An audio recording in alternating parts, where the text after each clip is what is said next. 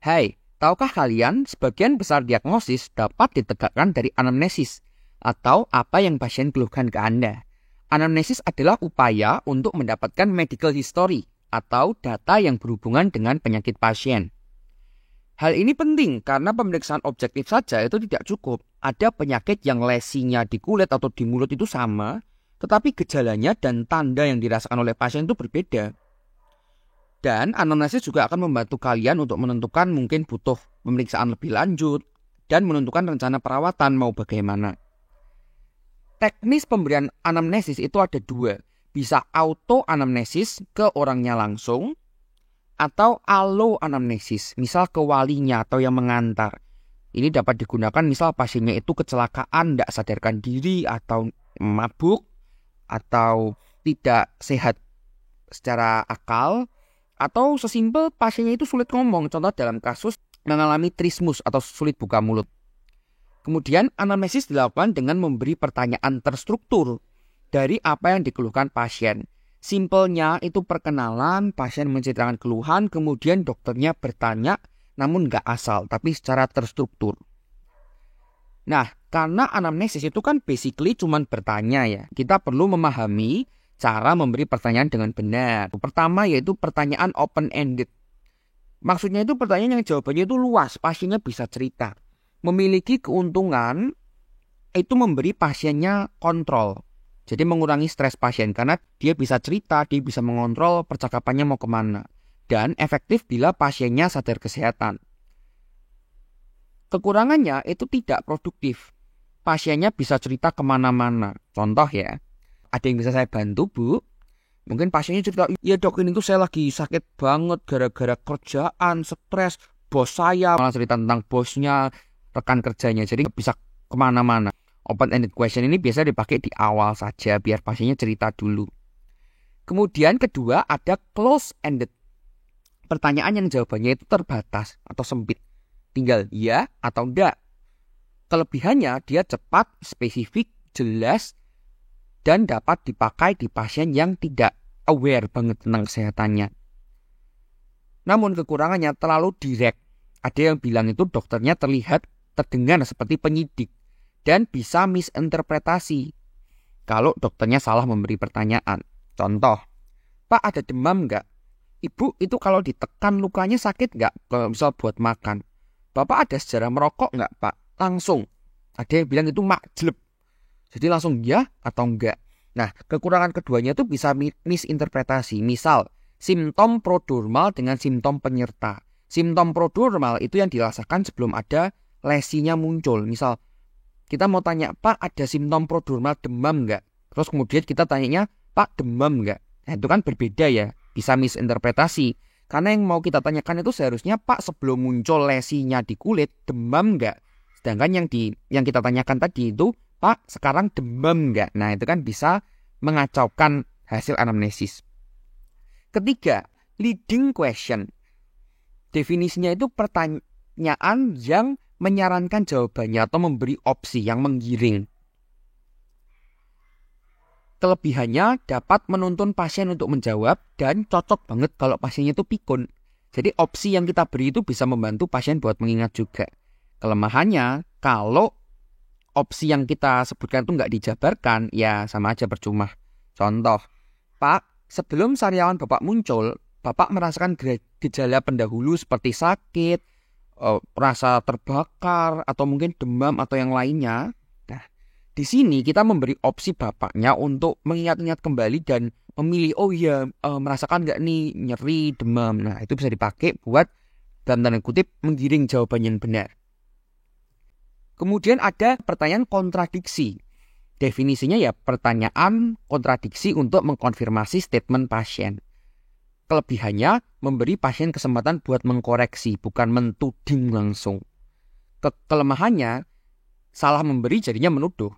Contoh, adik tadi lahir di tahun 2004 ya. Kok di sini tulisnya sudah bekerja? Nah, atau mungkin Bu D ada pernah dirawat di RS enggak? Kok ini obatnya banyak sekali yang dikonsumsi? Nah, misal seperti itu. Dan terakhir yaitu loaded. Dan terakhir ada loaded questions. Definisinya itu pertanyaan yang isinya ada asumsinya. Positifnya, dia mendapatkan kepercayaan pasien, terutama pada pertanyaan yang sensitif. Namun, kelemahannya ya dia sensitif. Contoh, pasiennya itu driver antar pulau yang sering jauh dari keluarganya, atau mungkin pilot. Jadi dokternya bertanya begini, ada penyakit infeksius menular kelamin. Dokternya bertanya, Pak, Bapak kan sering ngirim barang atau mungkin nyetir truk keluar pulau ya Pak, jauh dari keluarga. Nah, kalau jauh dari keluarga sering cari hiburan kah Pak? Nah, itu buat mengkonfirmasi misal mau tahu seksual historinya. Biasa pasien akan lebih mudah open up daripada kita tanya langsung, Bapak minum nggak? Nah, itu kan ya ada separuh nggak sopannya ya. Jadi kita bisa pakai loaded questions buat membantu menyampaikan pertanyaan. Kemudian kerangka anamnesis atau alur melakukan anamnesis. Mungkin dahulu kalian sudah diajarkan ya tentang the four fundamental yang isinya keluhan utama, riwayat kesehatan sekarang dahulu, serta riwayat keluarga. Tapi kali ini kita mau step up lagi, kita pakai yang lebih komprehensif. Ada panduan skills lab yang biasanya tuh bilang harus mulai dari identitas. Nama, alamat pekerjaan sebelumnya nggak juga. Bisa awalnya perkenalan, terus ke keluhan utamanya dulu, ke chief complaint-nya. Misal, ya selamat pagi, nama saya dokter siapa yang berjaga, saya dengan bapak siapa, sampai nama aja, terus tanya, iya Pak, ada keluhan apa?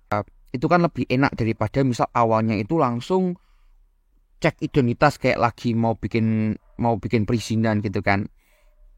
Bisa aja nama dulu, kemudian keluhan utama, baru kemudian lanjut ke identitas sisanya. Kita bahas. Pertama itu penting buat tanya identitas. Ya kayak nama, alamat, sepele. Tetapi penting karena ini menandakan informasi background dari pasien.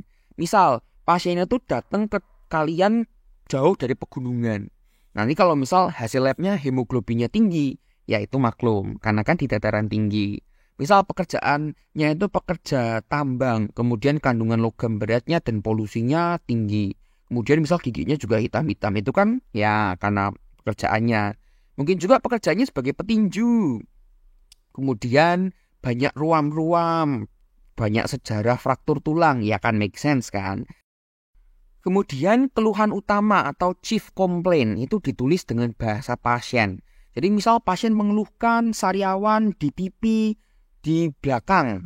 Nah, kalian nggak usah translate pasien mengeluhkan lesi ulkus apa, itu nanti. Kemudian setelah tahu chief complaint, kalian bisa kembangkan ke riwayat kesehatan sekarang atau present illness. Kalian dapat gali dari template The Secret Seven ya. Namun kalau saya selalu ingat-ingat old card, OLDCART. O itu onset, perjalanan munculnya lesi. Kalian bisa tanya kronologisnya. Contoh, apa yang dirasakan sampai munculnya keluhan, bisa juga menanyakan mengenai simptom prodromal atau gejala yang muncul sebelum lesinya atau keluhannya itu muncul. Misal, Bapak sebelum sariawannya muncul, itu apa yang Bapak rasakan? Misal ada sensasi terbakar, seperti tertusuk-tusuk atau yang lainnya. Bedakan ya antara simptom prodromal dengan simptom penyerta. Kemudian kita juga bisa tanya mengenai predisposisi, misalnya ada pasien keganasan. Bapak sering merokok ya. Kemudian L-nya itu lokasi atau lesinya itu ditemukan di mana. Bisa saja lokal, misal di tangan ya di tangan aja, di mulut ya di mulut aja. Bisa aja ditemukan di tempat lainnya. Ada lesi atau ada penyakit yang lesinya itu manifestasinya banyak. Contohnya hand, foot, and mouth disease atau flu Singapura. Itu di tangan ada, di telapak kaki ada, di mulut juga ada. Kemudian durasi. Durasi itu kalian bisa tanya mengenai kalau sakit dia hilang sendiri atau mungkin spontan. Tetapi kalian juga bisa menentukan dari durasi itu akut atau kronisnya sebuah kondisi. Misal dari sesak napas. Kalau akut bisa aja dia serangan asma. Tapi kalau sudah berlangsung lama dan kronis, mungkin kalian bisa lebih mikir ke PPOK atau bahkan emfisema. Kemudian dari karakteristik atau sifat dari keluhannya, biasanya ini dipakai dari nyeri sih. nyerinya itu tajam, berdenyut, atau bahkan ngilu. Kemudian ada lawannya, yaitu relieving factor, aktivitas atau kegiatan yang bisa meredakan keluhan. Kemudian T, treatment terakhir, pengobatan yang sudah dilakukan. Ini rada tricky, bisa saja dia sudah memeriksakan ke mantri atau ke dokter lainnya, bisa saja dia sudah mengobati sendiri. Jadi kalian bisa tanya, permisi Pak atau Bu, ini keluhan Ibu sudah pernah diperiksakan sebelumnya, atau mungkin sudah pernah Ibu coba obati sendiri dengan salep atau obat kumur, atau mungkin Ibu sudah minum obat. Nah, by the way, tadi itu leading questions ya, karena kita memberi opsi. Kemudian riwayat kesehatan dahulu atau past medical history. Tujuannya itu untuk mengetahui sejarah kesehatan pasien, tapi lebih mengarah ke kondisi sistemik yang dialami. Kalian bisa tanya, ada nggak penyakit sistemik? Dengan berbagai cara, karena kadang-kadang pasien itu nggak tahu. Kalian bisa tanya langsung, ada nggak penyakitnya? Misal kayak hipertensi, diabetes mellitus, lain-lainnya. Kalau misal pasien nggak tahu apa itu dok, kalian bisa tanya berdasarkan simptomnya. Misal buat diabetes kan simptomnya 3P ya, polifagi, poliuri, sama polidipsi. Ibu akhir-akhir ini sering lapar, sering banyak minum, dan sering ke kamar mandi. Nah, misal seperti itu. Maksudnya itu kalian nggak harus nodong langsung dengan pertanyaan, Bu, ada hipertensi nggak? Atau ada diabetes nggak? Ini nggak definitif, tapi kan kecurigaan. Kalian juga bisa tanya, apakah menerima pengobatan jangka panjang atau sedang kontrol ke dokter lain? Ada nggak riwayat penyakit atau rawat inap dan lain sebagainya. Kemudian kalian juga penting tanya, ada alergi obat atau enggak. Dan buat dokter gigi juga ditambahkan riwayat kesehatan gigi dan mulut atau dental. Pertama itu tanya continuity of dental care, rutinitas mendapatkan pelayanan kesehatan gigi dan mulut. Simpelnya kalian bisa tanya, kapan terakhir kali ke dokter gigi? Optimumnya kan setiap 6 bulan. Kemudian bagaimana mereka menjaga oral hygiene-nya? Bisa tanya dengan gimana cara sikat giginya atau frekuensinya. Atau as simple as, Bu, sehari sikat gigi berapa kali, Bu? Nah, kemudian kebiasaan buruk di rongga mulut. Ini biasanya kalau ada pasien-pasien misal giginya berantakan. Oh iya, ini waktu kecil sering itu menghisap jempol atau menjulurkan lidahnya, gigit-gigit pensil. Nah, itu bisa menyebabkan predisposisi. Dan kemudian ada keluhan lainnya yang melibatkan gigi dan mulut. Kemudian untuk riwayat kesehatan keluarga. Nah, ini lebih fokusnya bertanya pada penyakit-penyakit yang herediter dan genetika. Walaupun demikian, kebanyakan itu pasiennya nggak tahu dan nggak paham ya. Namun poinnya, kalian itu bisa mengidentifikasikan, dan mengidentifikasi itu harus spesifik. Misal, ayah, ibu, kemudian ibu dari ayah dari ibu. Karena kan ada penyakit genetika itu yang autosomal dominan, autosomal resesif, yang X-linked, maksudnya yang carrier-nya itu nanti keturunan ibu semua atau kebalikannya gitu, buat menentukan pasiennya ini nggak sakit, carrier, atau sakit. Nah, kemudian riwayat sosial dan ekonomi. Ini meliputi banyak sekali dari gaya hidupnya, pekerjaan, diet, dan kebiasaan sehari-hari, sampai nanti aktivitas seksual. Dan perlu kalian ketahui, semua pertanyaan ini merupakan pertanyaan sensitif, jadi berhati-hatilah ketika bertanya. Misal contohnya ketika bertanya mengenai pekerjaan. Bapak, ini kan kerja kantoran ya Pak, mungkin banyak deadline-nya ya Pak ya akhir-akhir ini. Apalagi tadi Bapak menyebutkan Bapak lagi ditinjau untuk promosi ya Pak ya.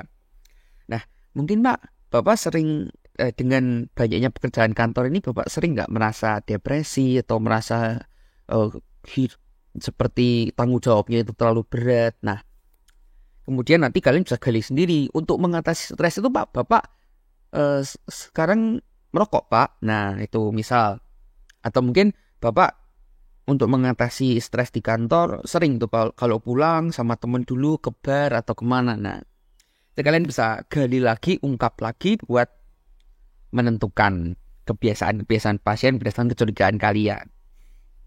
Nah, dengan ini kalian sudah selesai menganamnesis.